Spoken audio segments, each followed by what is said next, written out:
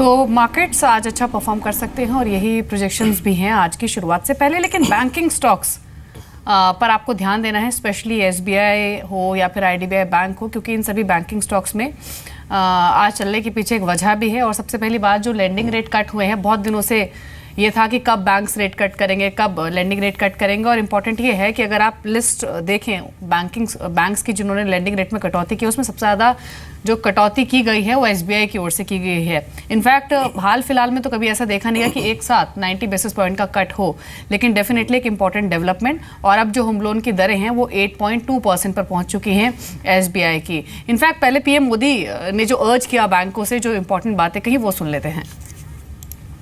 अब प्रधानमंत्री आवास योजना के तहत शहरों में इस वर्ग को नए घर देने के लिए 2 नई स्कीमें बनाई गई हैं।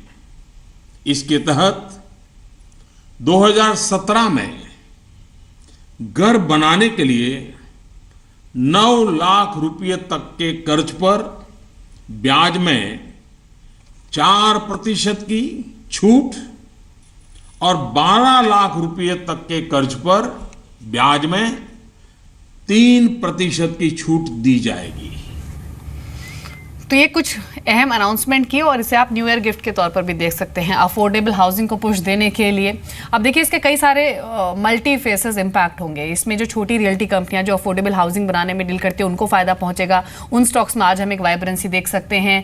जो हाउसिंग फाइनेंस कंपनीज है, क्योंकि जीआईसी हाउसिंग जैसी कंपनियां छोटी जगह पर छोटे लोन्स जो है वो प्रोवाइड कराती हैं, तो वो बेनिफिशियरी रह सकती हैं। बैंकिंग स्टॉक्स डेफिनेटली लाइमलाइट में रहेंगे। लेकिन गौरांग, जो ये नए साल का तोहफा दिया है पीएम मोदी ने, इसे आप कैसे देखते हैं? और साथ ही साथ क्या ये डीमोनेटाइजेशन के दर्द को, स्पेशली छोटे जगह पर रूरल इकोनॉमी में, उसको कम करने में मदद करेगा? शुक्रिया दीपाली। और मैं ये मानता हूँ कि अगर आप ज़मीनी स्तर पर देखने जाएं तो सिर्फ निचले वर्ग के लोग ही नहीं, लेकिन जो मझौले वर्ग के लोग हैं उनको भी अगर रहने के लिए घर खरीदना है तो बहुत ही तकलीफ़ों का पहले तो सामना करना पड़ता था। अगर आप दाम के लिहाज से देखने जाए तो मतलब कई पीढ़ियाँ बिना सर के ऊपर छत के रहे, इस तरीके के दाम हुआ करते हैं। और जो घोषणाएं प्रधानमंत्री जी ने की हैं शहरों में, टायर 1 टायर 2 सिटीज़ में इस वर्ग के लोगों के लिए घर बनाए जाए, और जो भी रियायत इन्होंने दी है, मेरे ख्याल से मांग आएगी ज़रूर, इसमें कोई प्रश्न चिन्ह नहीं है। लेकिन सबसे बड़ा इम्पैक्ट जो मैं देखता हूँ ये पूरे हाउसिंग या फिर रियल एस्टेट सेक्टर या फिर हाउसिंग फाइनेंस कंपनीज को लेकर के, वो है पहले तो रेरा यानी कि real estate regulation development act को लेकर के। दूसरा, अगर सरकार जो मन बना रही है और जो भी ऐलान हमने सुने या फिर टिप्पणियाँ सुनी है बेनामी ज़मीन को लेकर के या फिर प्रॉपर्टी को लेकर के, उस पर किसी तरीके का अमल होता है। रिट्स को लेकर के मेरे ख्याल से क्लैरिटी आती है। और जो एक कॉरपोरेट गवर्नेंस का मुद्दा है कई कंपनियों के ऊपर, उस पर निर्णायक तरीके से कुछ सुलझने की परिस्थिति दिखाई देती है। तो उस लिहाज से डेफिनेटली मेरे ख्याल से कुछ रियल एस्टेट सेक्टर में कंपनियां हैं जिस पर हमारी पॉजिटिव कवरेज है। और इसी को लेकर के मैं कुछ का नाम भी बताना चाहूँगा आपको। गोदरेज प्रॉपर्टीज़ है, महिंद्रा लाइफस्पेस है, Shobha limited, Oberoi realty, prestige estates. आप ये सभी कंपनियों का अगर आप नतीजों पर गौर करें दीपाली, तो नतीजे ठीक ठाक है। ख़राब परिस्थिति में भी मेरे ख्याल से नतीजे जो आए वो इतने निराशाजनक नहीं थे। और वर्किंग कैपिटल और डेट को लेकर के या फिर प्रोजेक्ट कंप्लीशन को लेकर के कोई ऐसा प्रश्न चिन्ह नहीं लगाया कि आप सवालिया निशान खड़ा करें। तो इस लिहाज से मैं मानता हूँ कि ये पूरा जो एक रिफॉर्म्स सरकार लाने की कोशिश कर रही है, उसके तहत ये सब कंपनियां होगी जिनको मेरे ख्याल से बड़े तौर पर फ़ायदा होगा। जय, इस बीच 2 कंपनी और देखिए, एक तो जय कॉप है, मॉर्गन स्टैनली ने इसके 75 लाख शेयर खरीदे हैं और जो भाव है वो बड़े इंटरेस्टिंग है। दूसरा एक और खबर है, वो है उजास एनर्जी को लेकर। महाराष्ट्र में सोलर पावर प्लांट के लिए इनको एक LOI मिल गया है, लेटर ऑफ इंटेंट मिला है, और ये 5 मेगावाट के लिए। तो उजास को लगातार ऑर्डर्स मिल रहे हैं। इन दोनों का चार्ट स्ट्रक्चर बताइए, क्योंकि इन दोनों में अच्छा मोमेंटम मिलता है। ट्रेडर्स के ऑलमोस्ट फैंसी स्टॉक्स बन चुके हैं, एक तो जय कॉप और एक उजास एनर्जी। दोनों में आज क्या करना चाहिए? दोनों में न्यूज़ पॉजिटिव है।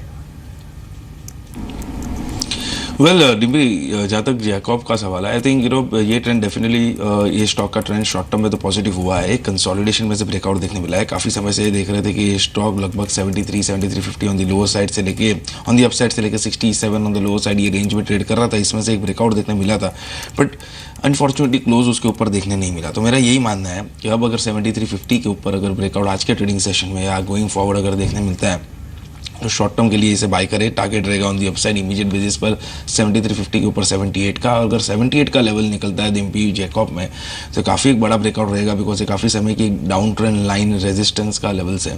तो अगर 78-79 के लेवल्स निकलते हैं तो गोइंग फॉरवर्ड लगभग 85 तक के लेवल्स भी देखने मिल सकते हैं। तो ये ट्रेड रहेगा जैकॉब में। जहाँ तक उजास एनर्जी का सवाल है, आई थिंक उजास एनर्जी में ऑलरेडी ट्रेंड काफ़ी अप रहा है। Continuously high tops high bottom देखने मिला है ये स्टॉक में।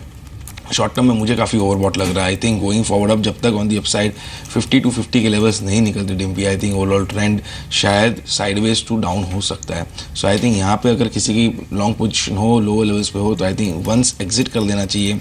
और अगर किसी ट्रेंड राइट करना है तो एक स्टॉप लॉस रहेगा 42 का ऑन द लो साइड। अगर वो टूटता है तो डेफिनेटली निकल जाना चाहिए, बिकॉज काफ़ी ओवरबॉट पोजीशन में ट्रेड कर रहा है ये स्टॉक। जी ये ऑयल मार्केटिंग कंपनीज से कोई स्टॉक पिक करेंगे आज आप, क्योंकि पेट्रोल और डीजल दोनों के प्राइसेस इंक्रीज हुए हैं। डीजल करीब ₹1 प्रति लीटर बढ़ा है, पेट्रोल करीब ₹1.25 प्रति लीटर, और एटीएफ के प्राइसेस भी इसके साथ साथ 8.5% इंक्रीज हुए हैं। तो बीपीसीएल एचपीसीएल कोई लॉन्ग ट्रेड के लिहाज से अच्छा लग रहा है आपको? और दूसरा जेट एयरवेज अगर कमजोर शुरुआत हो तो क्या करना चाहिए, क्योंकि वहां पर शायद एक नेगेटिव रिएक्शन दिखे आज के सेशन में? बिल्कुल दीपाली, इनफैक्ट जहाँ तक पूरा एक फॉल देखने मिला है ऑयल मार्केटिंग कंपनीज में, उसमें से बीपीसीएल में क्लियर डाउनवर्ड स्लोपिंग चैनल का एक ट्रेंड देखने मिला था, जिसमें से मुझे ऐसा लग रहा है कि लास्ट ट्रेडिंग सेशन में लगभग लास्ट ट्रेडिंग सेशन में आई मीन टू से एक्सपायरी के दिन एक अच्छा ब्रेकआउट देखने मिला था। सो आज के ट्रेडिंग सेशन में अगर 645 के लेवल्स के ऊपर निकलता है बीपीसीएल तो बाय करे अबाउट 645। देन तो इमीडिएट बेसिस पर टारगेट जो बंद कराएंगे वो 675 के, तो लगभग अच्छा एक 5% 6% का मूव देखने मिल सकता है अबाउट 645 बीपीसीएल में। और रही बात इस दूसरा कौन सा स्टॉक का, sorry Deepali? Jet Airways. Jet Airways overall trend negative है, डेफिनेटली नेगेटिव है। इसमें एक लो टॉप लो बॉटम कंटिन्यूसली बन रहा है, और इनफैक्ट इसमें जहाँ तक वो एक मीडियम टर्म ब्रेकआउट जो देखने मिला था ये स्टॉक में वो सस्टेन नहीं हुआ, और उसमें से एक ब्रेक डाउन देखने मिला है। तो क्लियरली एक पैटर्न फेलियर देखने मिला है with a good sell cross over in momentum indicators. तो मेरा तो यही मानना है दीपाली कि अगर नीचे भी खुलता है तो भी एग्जिट करिए स्टॉक में से, बिकॉज एक ट्रेंड या तो पैटर्न फेलियर देखने मिला है, और अगर बाउंस गोइंग फॉरवर्ड अगर ये स्टॉक में देखने मिला भी जरा भी, so I don't think going forward ये कोई स्टॉक एक अप ट्रेंड में या तो एक मीडियम टर्म बाय बनता है। सो माई पॉइंट इज कि जेट एयरवेज काफ़ी एक नेगेटिव हो चुका है, तो इसमें से एग्जिट करने की सलाह रहेगी।